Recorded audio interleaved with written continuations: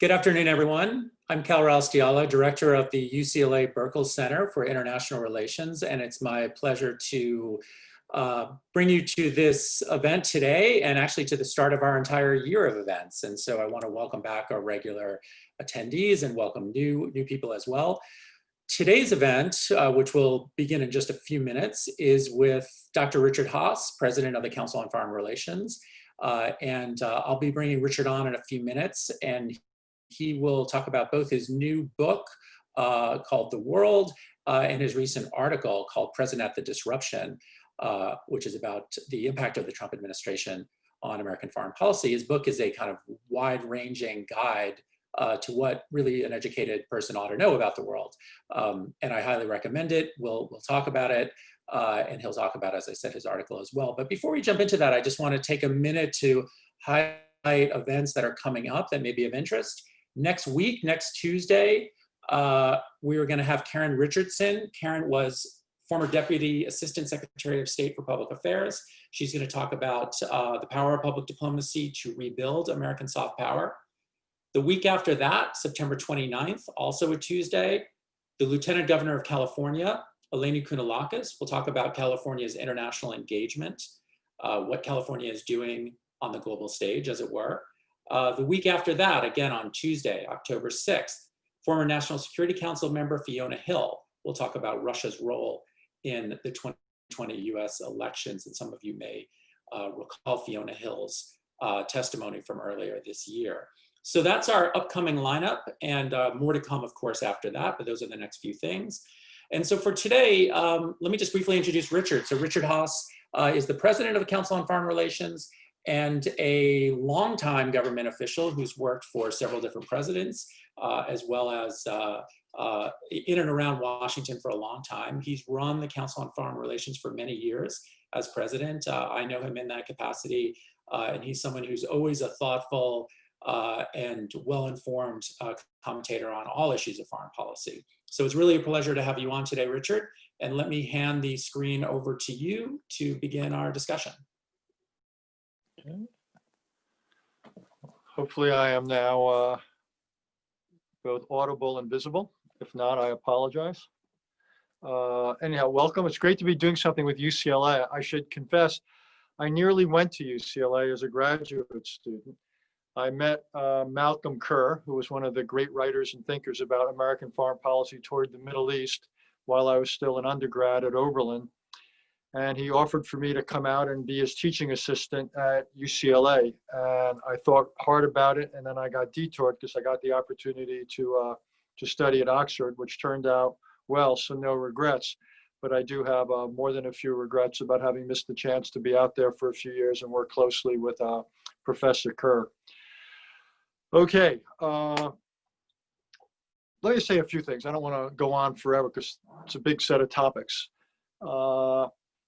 About the world, this is a really interesting moment in history.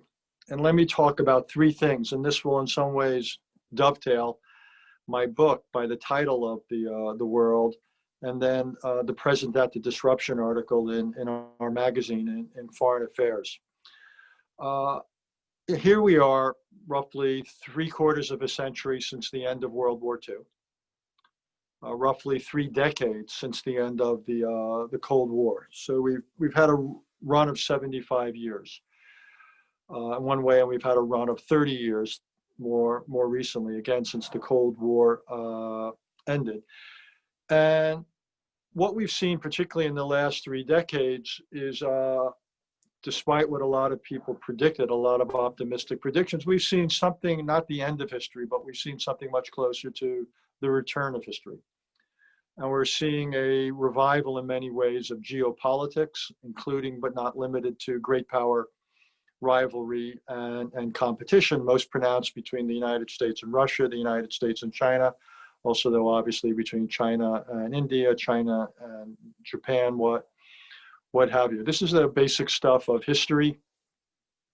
And the challenge now, as it's always been, is can the major powers structure their competition, regulate their competition in such a ways that it doesn't spill over and escalate into conflict, which is dangerous at any level, but particularly dangerous in an era of nuclear weapons. That's one challenge. The other is, can they structure their competition and rivalry not only so it avoids conflict, but so it allows limited forms of cooperation that are in their mutual interest, whether it's economic, trade, investment, or, for example, dealing with a certain regional or global challenge. In the case of the U.S. and China, for example, there would be a mutual interest in limiting the potential of North Korea to lead to some type of a regional conflict. In the case of the United States and China, there's interest, say, in dealing with climate change or improving global health machinery. So that's, one way to think about this era of history then is, given this revival of great power competition, more broadly of geopolitics, in every geography in many ways, can we again manage it so it doesn't escalate? That's one set of challenges, very familiar. Second set of challenges is new to this era of history. And that is essentially the rise of a set of global issues, all manifestations or facets of globalization that have the ability to change our lives fundamentally. And here I'm talking about such things as climate change, infectious disease, proliferation, terrorism, the challenges to an open global economic order, and so forth, the regulation functioning of cyberspace. Can we figure out ways of coming together? Because I say that no country, even the United States or China alone, no country can manage this on its own. Can we find ways of multilateral cooperation to deal with the negative sides of these global challenges? And right now, I simply say that in virtually every instance, take out the word virtually, in every instance, the challenge is outpacing the collective response. And in some cases, actually, the gap between the challenge and the collective response is not just significant, but it's growing. I would argue this is the case in climate. I would argue this is the case in cyberspace and so forth. And so again, these two things I've put out, great power, rivalry, and relations, and the need to come together to deal with global responses, those to me are the two great geopolitical challenges of this moment. What makes it also tricky is a third set of developments, which is that the United States, which for 75 years has been both the principal architect and the general contractor, the principal general contractor of international relations, of international order. It has been central to many things that have gone on in the world, the building of institutions, dealing with challenges to order. The United States is increasingly having second thoughts about its willingness to continue playing this role. And this is where I get into my article, Present at the Disruption, that Dean Acheson, President Truman's second Secretary of State, wrote a brilliant memoir called Present at the Creation. This was essentially about the giving birth to the post-World War II world, the alliances, the basic institutions, the policies that essentially set the stage for the management of the Cold War. And 4 decades later, it ended on terms very much in our interest. Well, the question now is we have with the Trump administration, I would argue, rather than present at the creation 2.0, we have something more present at the disruption. That President Trump came into office, and I know this from my own conversations with him, believing that his inheritance was more costly than it was beneficial.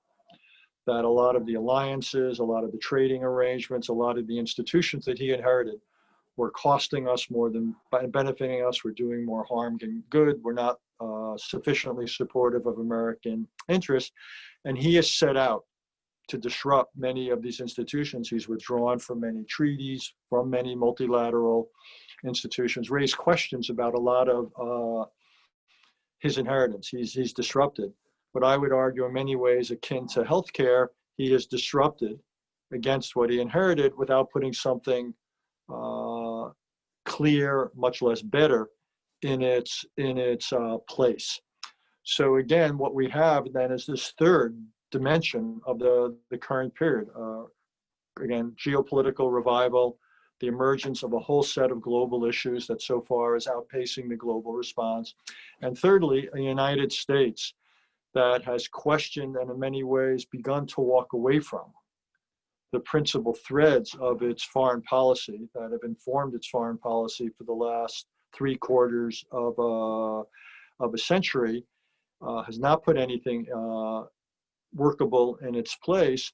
So then the question is, what will be the impact of this American pulling back on great power relations, on geopolitics more broadly? What will be the implications of this American pulling back on the ability of the world to contend with global problems?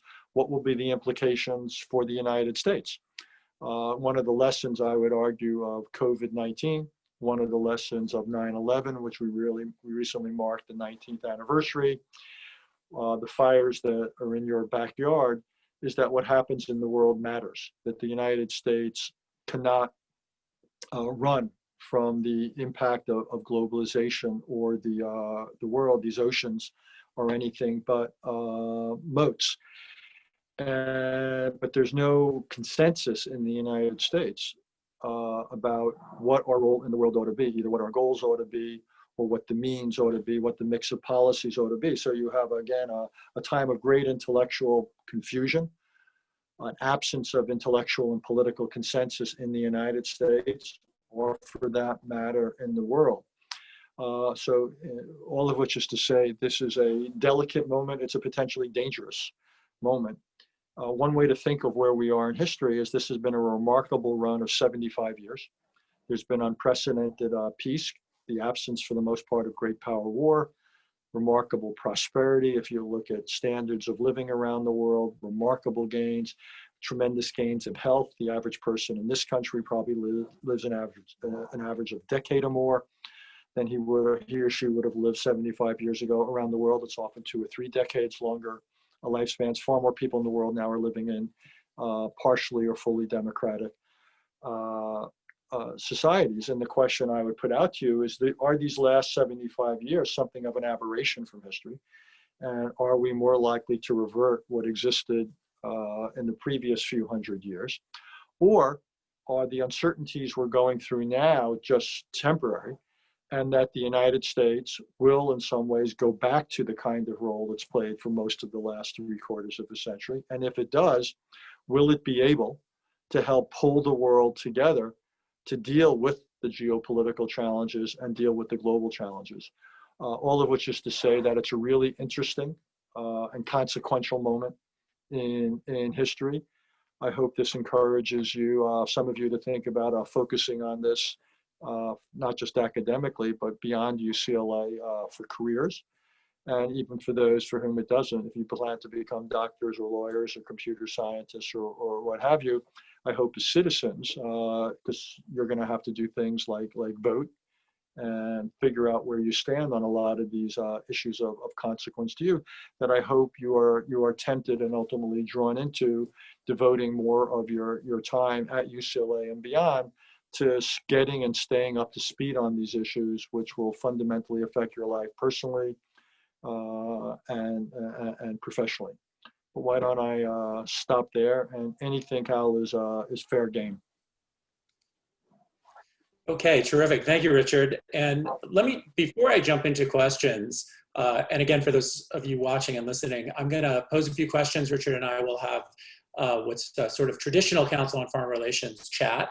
And then we're going to open it up to questions from all of you. And I urge you to post your questions to the Q&A feature, and I'll choose those and then read them out for everyone. So before we do that, let me just plug Richard's book for a second, which he very humbly did not plug, The World, A Brief Introduction, which really gives you a guide to a lot of the issues he just spoke about in a very, I think, very digestible form, really broken out both historically, thematically, and regionally. But so to start with the book, Richard, and connect it to your article. So you wrote this article, which is a pretty damning indictment of the Trump administration's foreign policy, especially coming from you, someone who's served, at least as I know, 2 Republican presidents. And then you've written this book, which is a guide to the world. And one of the reasons you wrote the book, at least according to your preface, was that you've been struck by how little Americans know about the world and that they really ought to know more, which I, of course, completely agree with. And so I'm wondering about the connection between the two. And is it the case, I guess, that a nation that lacks knowledge about the world and what's happening in the world is maybe more easily convinced that alliances are for suckers, that wars are always, a terrible mistake. Foreign aid is a terrible mistake. We should trust Putin. We should trust Kim Jong-un, et cetera, et cetera, et cetera. So in other words, is there a connection between the phenomenon of Trump and his foreign policy and the problems that led you to write this book? Firstly, I hope this is on the record because it's the first time the word humble and Richard Haass have been mentioned in the same sentence. So I want to thank officially you. On the record. I want to thank you for this, and I hope my wife will watch this at some point, because she'll be disbelieving. It's a really good question, and the short answer is yes. There is, and the reason I wrote the book, The World: A Brief Introduction, is you can graduate, I expect, from UCLA. I'm not familiar with the details of your curriculum, but I expect there's dozens, if not hundreds, of good courses offered on your campus about global history, about foreign policy, about this or that region of the world, what have you. But I also bet that very few of them, if any, are actually required, and that what you have are distribution, 2 courses in this area, 3 in that.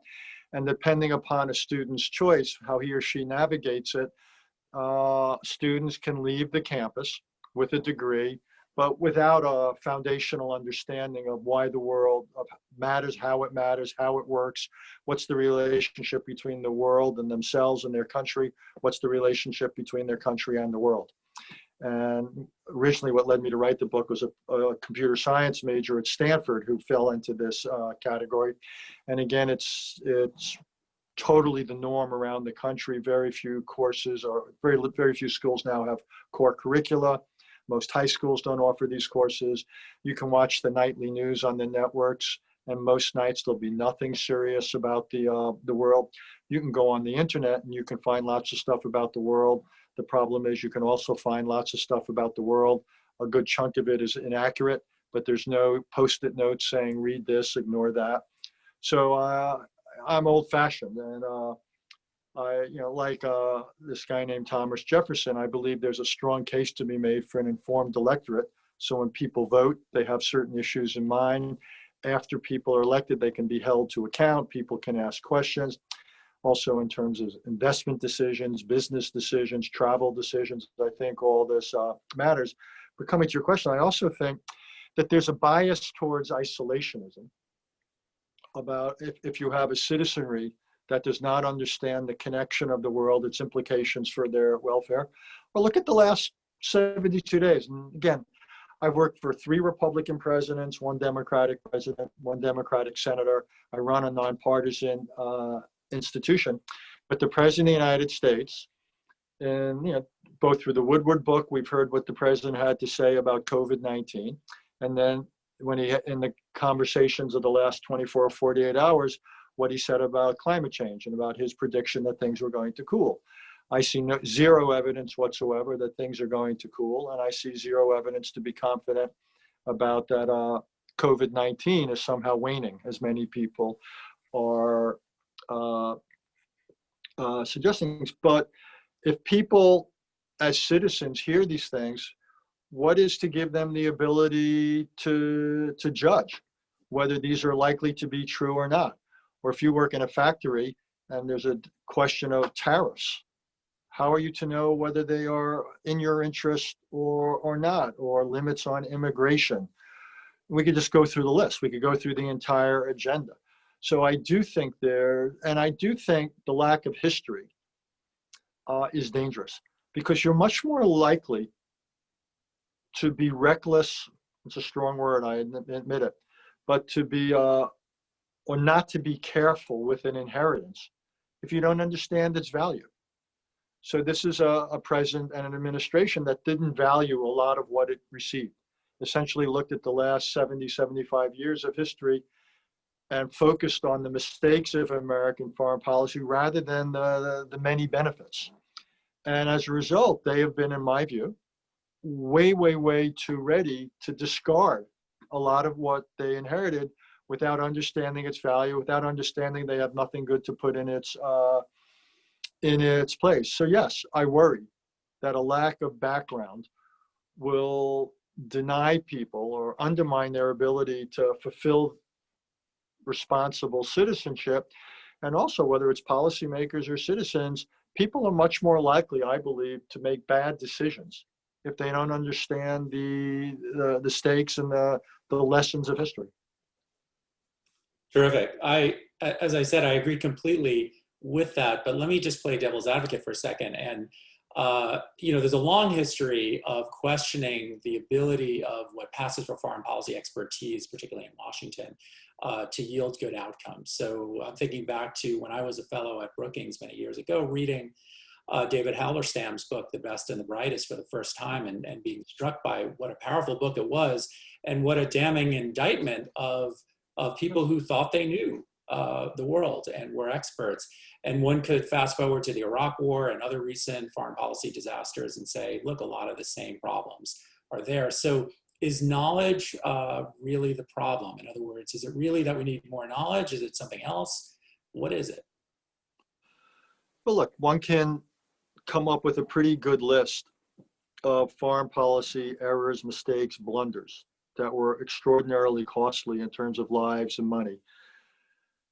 The three biggest I would name of the last 75 years would be the decision to try to reunify the entire Korean peninsula by force. We were right to resist the North Korean invasion, wrong to try to reunify the peninsula. Second, Vietnam. Thirdly, Iraq. What they had in common, they were three what I dubbed wars of choice, and all were badly, I believe, misguided.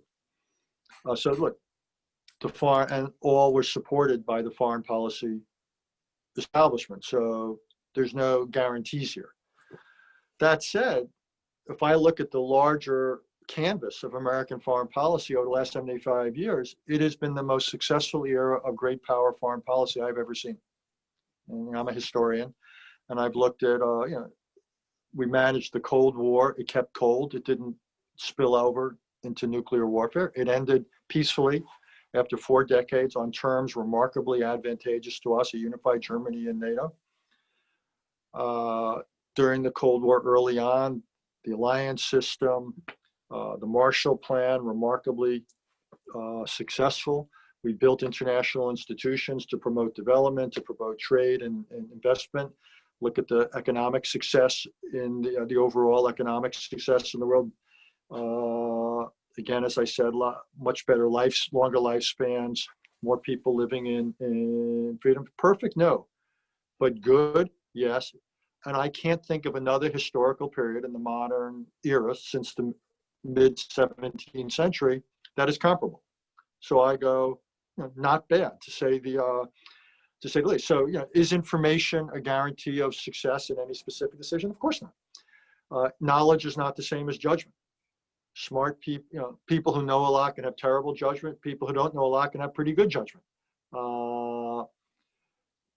And so, but I do think that knowledge, a foundational knowledge and understanding, again, about why the world matters, may not answer the question of specific policies, but it would say to you, okay, climate change is real. Look at it and say, therefore, denial is not a serious policy. Or the United States is in fact vulnerable to infectious disease. In my last book in the world, I predicted it. Other people said a pandemic's coming. So then we could have made preparations. Terrorism, we know that it's a real threat.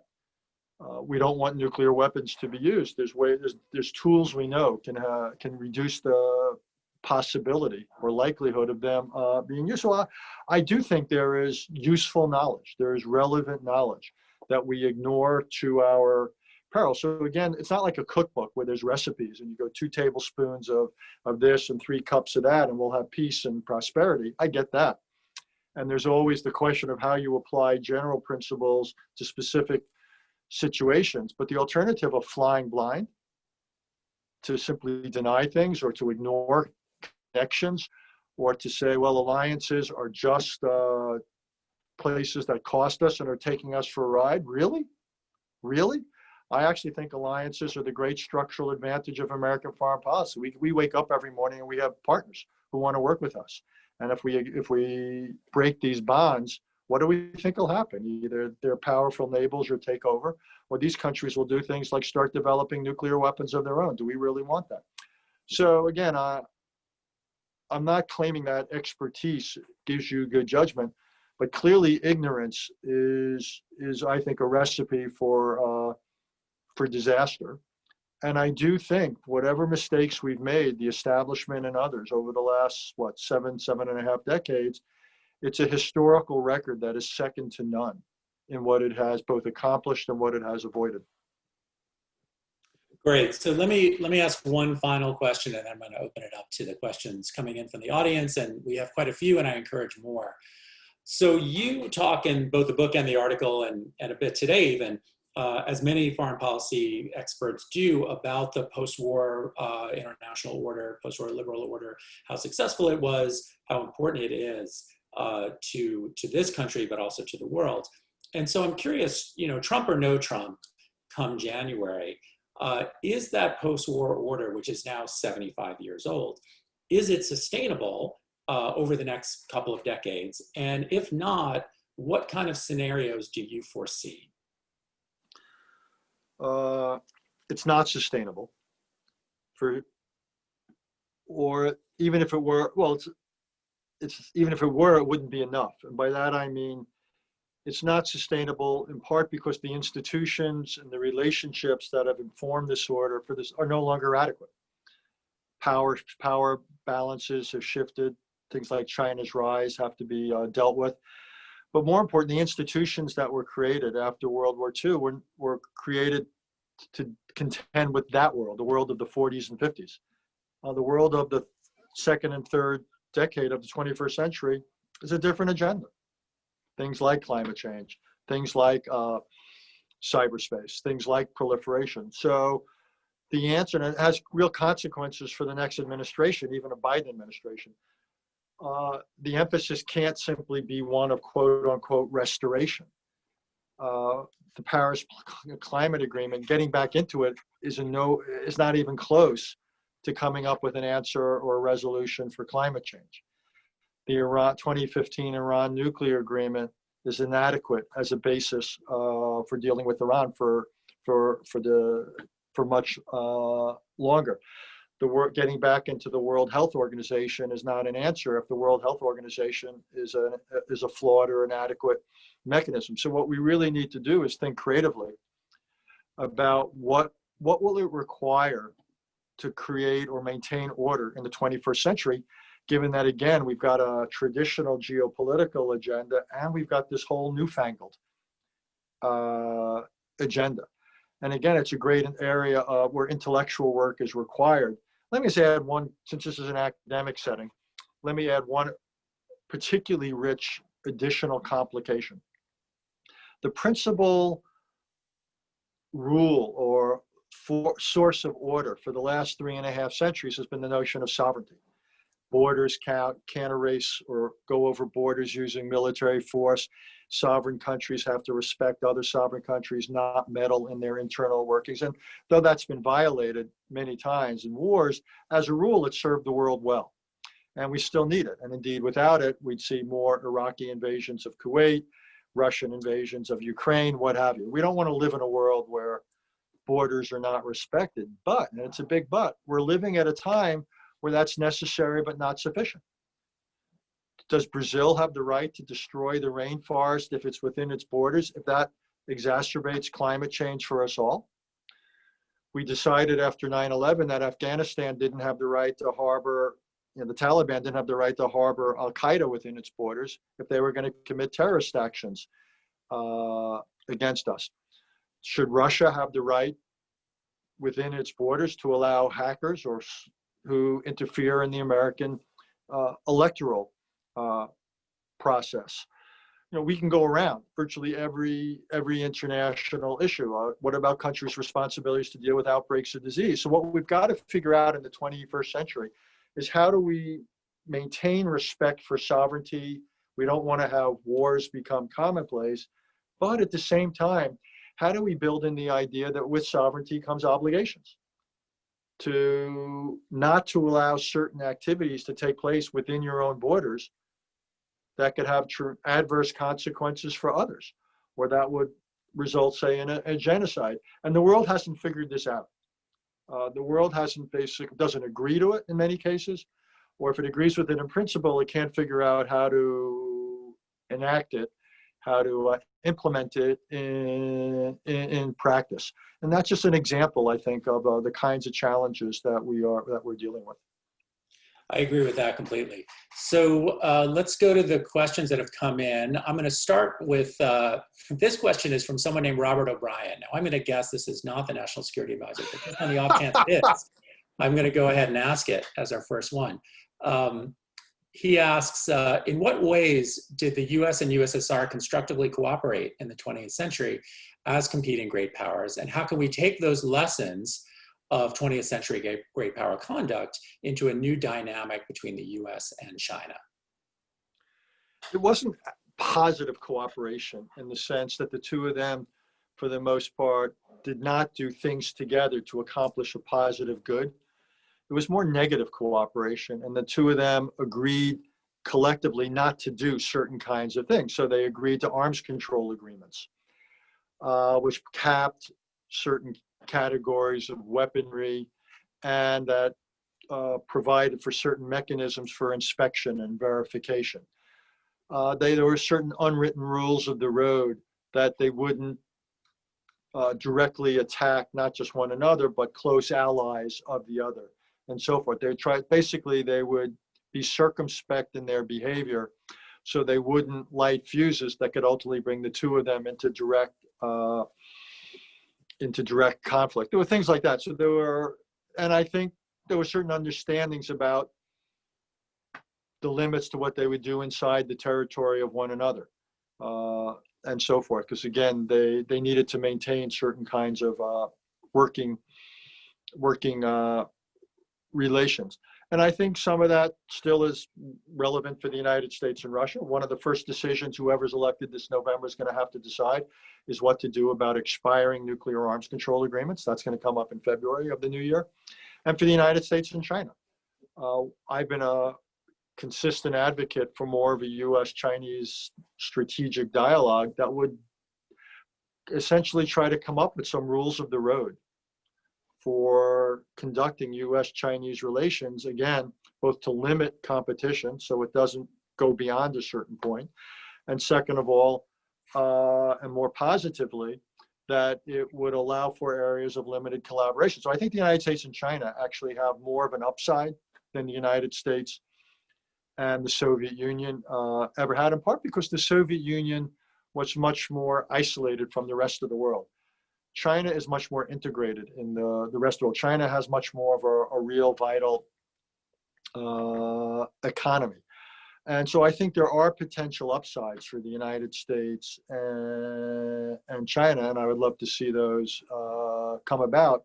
But they'll only have the possibility of coming about if the United States and China, again, are able to regulate their competition. There, I think there are some useful lessons from the United States and the former Soviet Union. So just to riff on that for a second, are you alarmed by the trajectory of US-China relations right now? So I'm thinking of, we have a number of different disputes, legal, political, economic, technology. Chinese students who used to flow into universities like mine are no longer doing that. So the person-to-person ties are weakening. The aggression that China's shown in various ways is increased, and Trump is more bellicose. So it feels like a dangerous time. Is that your take? It is a dangerous time. And just to take a step back, this is the most important relationship of this era. If the US-Soviet relationship was the most important relationship of the second half of the 20th century, if the British, French, German relationships were the critical relationships for the first half of the 20th century, U.S.-China relationship is critical for this era. And if this relationship heads south in a bad way, it's not only dangerous and a distraction and costly, but again, it will preclude the kind of necessary cooperation to deal with these global challenges that we've been talking about. So I think the stakes are enormous. I think you're exactly right. Things have deteriorated significantly and quickly. Indeed, I'm hard pressed to think of a relationship that's deteriorated as quickly. And by the way, this won't change fundamentally with the election.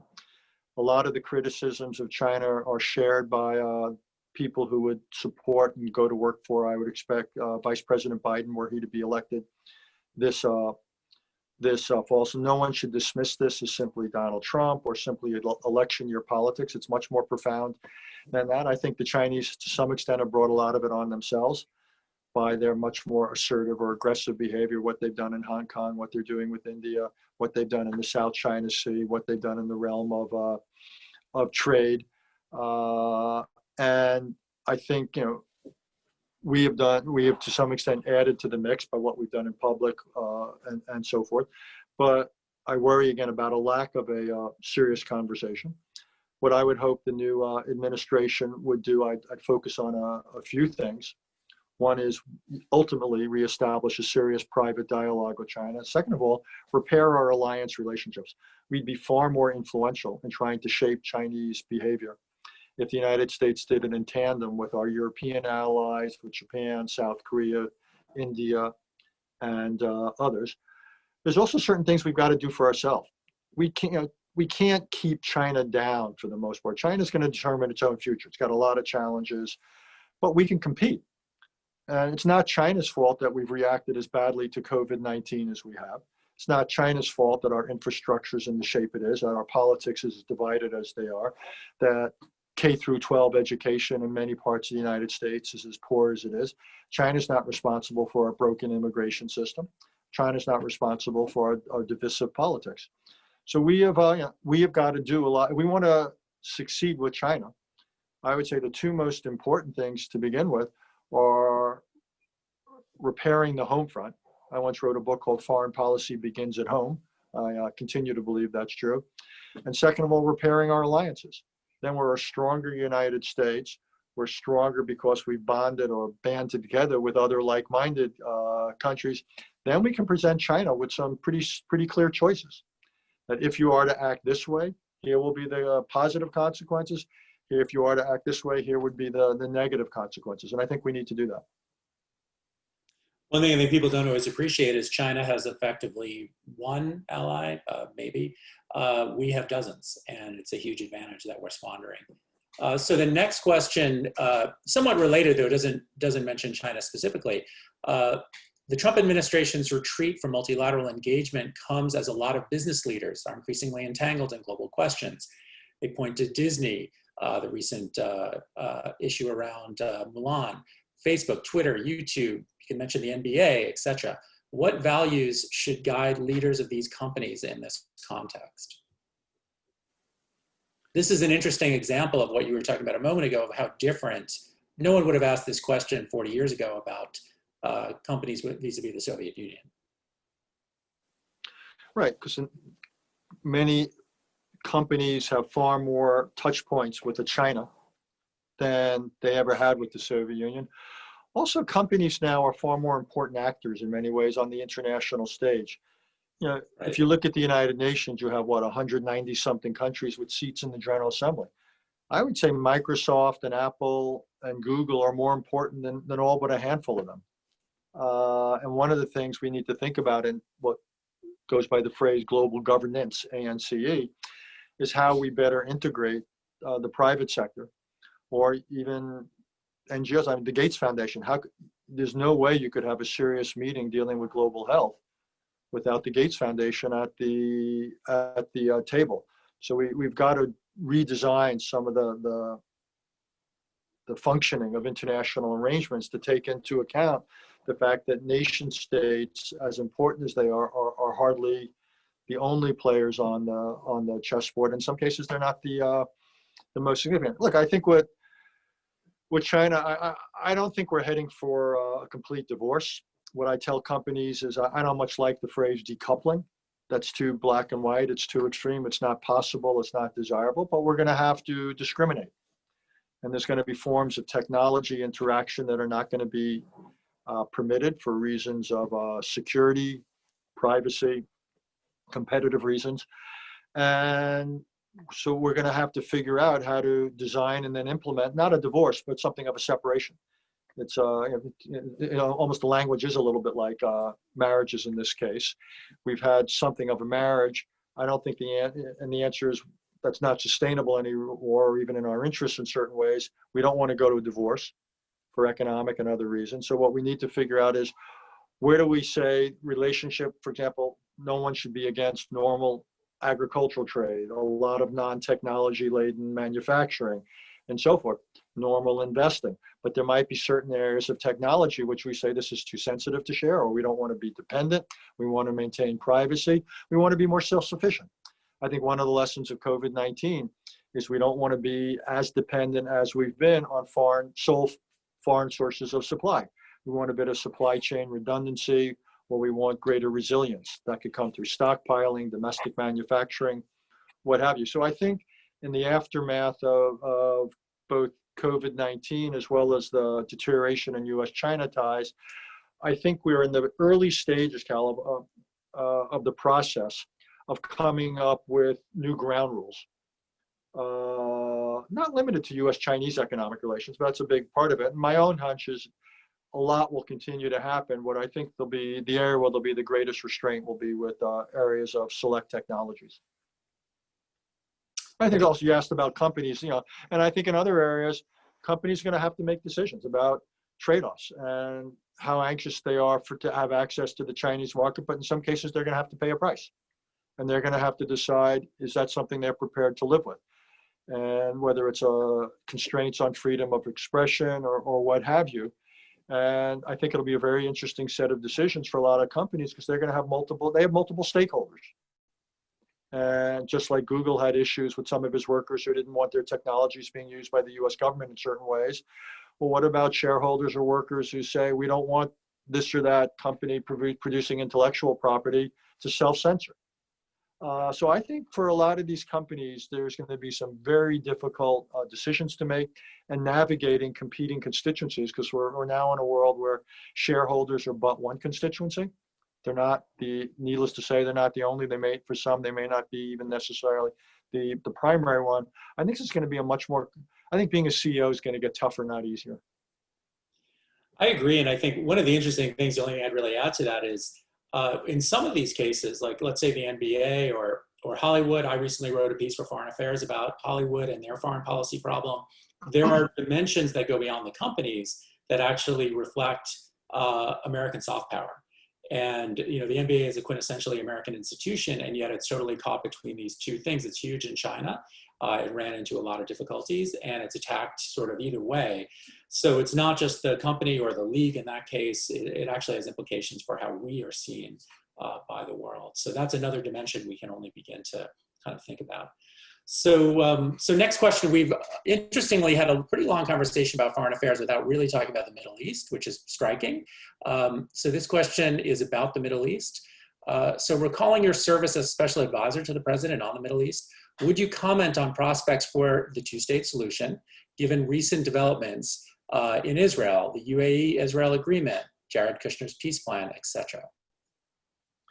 This is the chestnut. Never goes away. Never goes away. Look, I welcome what was announced today. The normalization in relations between Israel and the UAE and Bahrain, which make them the third and fourth Arab states to normalize with Israel. I think that's a really welcome development. There's no direct impact on the Palestinian issue.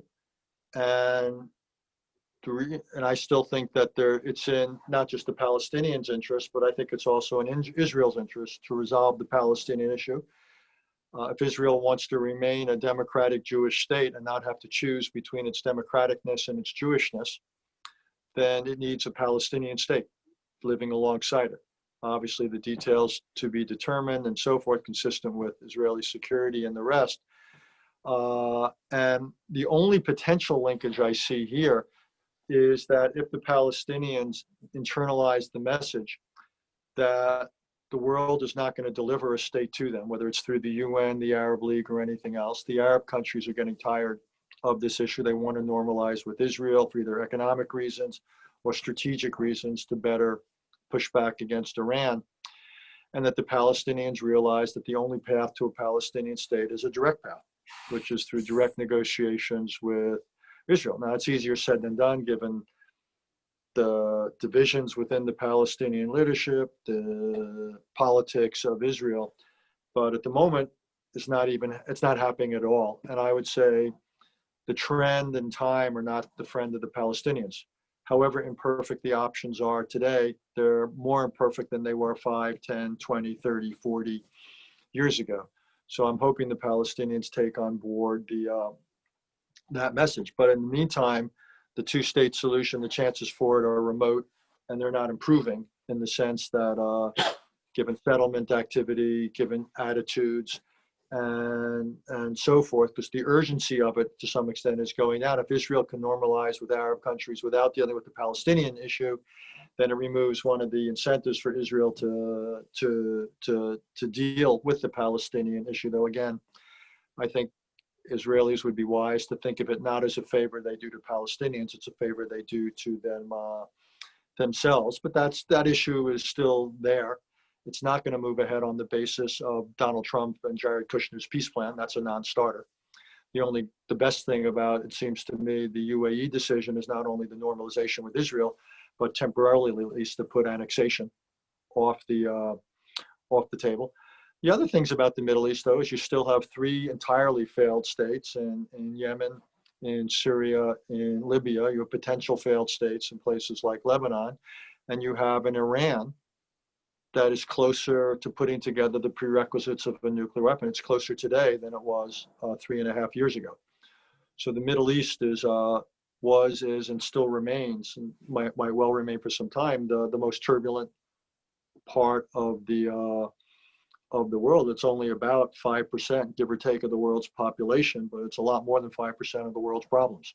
And it's absorbed a lot more than 5% of the world's attention and of American foreign policy resources. So again, I think today is a good development, but no one should confuse the development with some of the larger challenges still facing the region.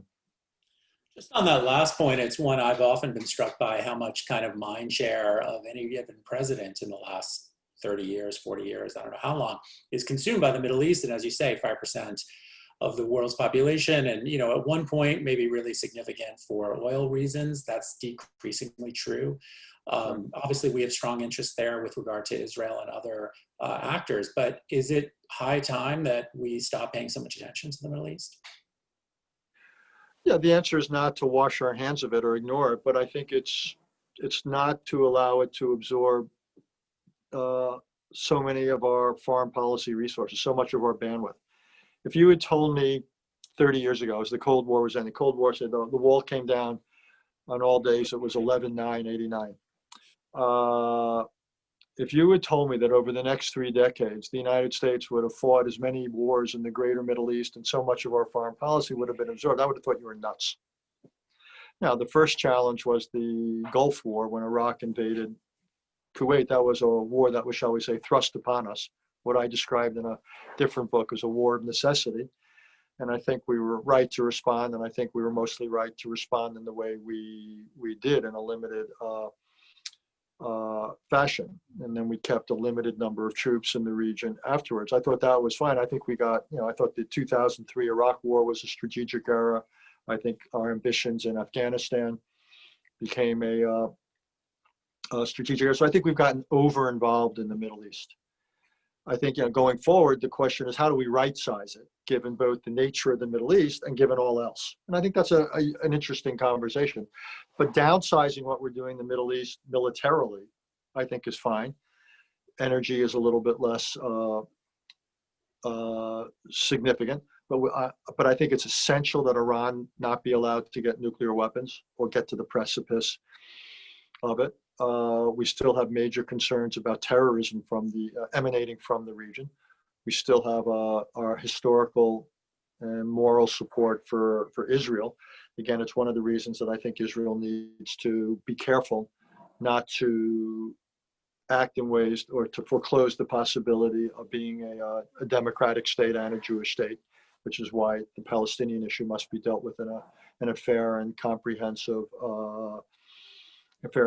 way. So there's a lot of humanitarian issues, and so we still have interest in the Middle East, but I do think the goal is to right size them. I think they've been outsized. I guess if I had to say it in a sense, we need to go from outsized to right sized.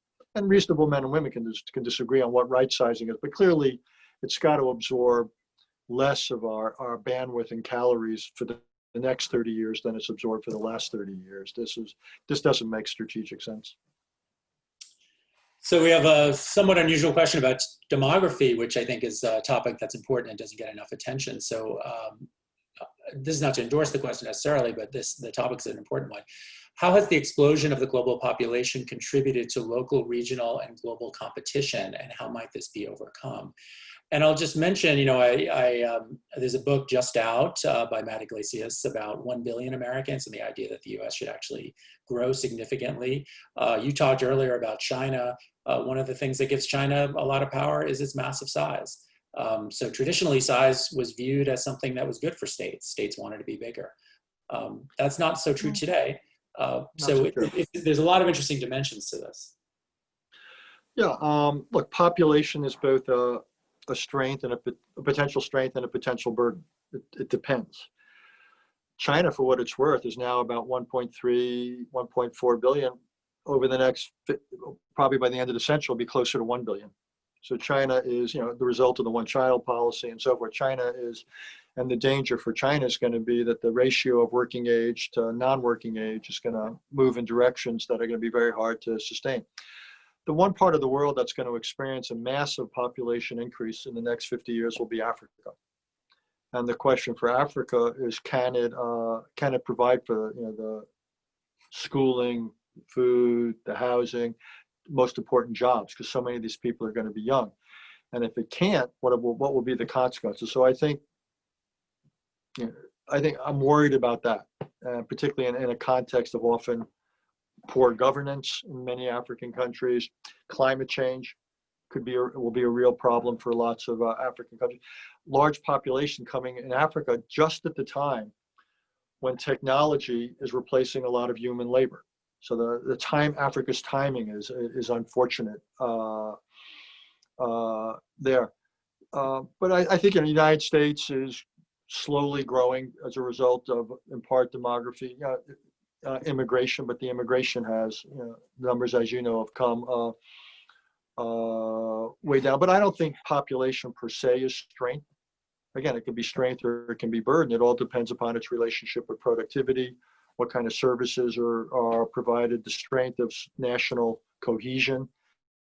And so I think the idea that numeric targets for population in the United States are inherently, forget about whether they're achievable, but even whether they're per se good seems to me a silly notion. All right, so we're almost at the end of the hour, but a final question that I think is very concrete and maybe helpful to a lot of the viewers. Where or how do you suggest Americans get their world news, given that the news media is biased and offers little international news? Glad you asked. Look, there's a couple of places I think everyone should read one of the major daily newspapers. You've got a good one in your city, the LA Times, New York Times, Washington Post, Wall Street Journal, Financial Times. There's some, but basically any of the major newspapers that has people around the world that does significant international coverage, one thing. A magazine like The Economist gives you a lot of weekly coverage. Our magazine, Foreign Affairs, gives you, I think, by far the best analysis. Magazine comes out every 2 months, but on the website, foreignaffairs.com, you get it every day. I think it's the best analysis out there. Certain websites, the BBC can be a very good website about the about the world. You know, certain shows on television, Fareed Zakaria's show on Sundays, a really thoughtful show about the world. The NPR and PBS do more thoughtful reporting, international. The networks give you very little now, sorry to say. The major networks, the cable networks tend to be more politicized. The problem with the internet, other than a few specialized sites, is the problem with the internet. It's an unedited, there's no one there, again, saying, read this, don't read that. So there's a problem there, and when hopefully people get steered by those in the know saying, oh, this is a smart site. I think another great place, at the risk of blowing our own horn, is CFR.org. It's probably the best site in the world about the world in terms of background knowledge and so forth. We're not trying to tell you how to think, but we are trying to provide the basics you need, again, in order to make informed decisions. So I'd recommend people going there. So there's a lot out there. I think the biggest problem with the internet is all the stuff that's quite honestly misleading or just flat out wrong. There are no alternative facts. There's only facts. And there's a lot of places out there that are just wrong and misleading and dangerous. But I think it's great if people get in the habit when they finish, on campus, when they finish, to reading at least one serious newspaper or go to the website with international coverage. And again, The Economist is probably the best weekly. Foreign Affairs is the best journal about the field. Great. Well, fantastic. And thank you so much, Richard, for coming on, and for all of you for tuning in. Please, if you're watching, join us next week when we'll have Karen Richardson of the State Department joining us to talk about American soft power. So Richard, thanks again, and have a great day, everyone. Take care. Thank you. Thank you.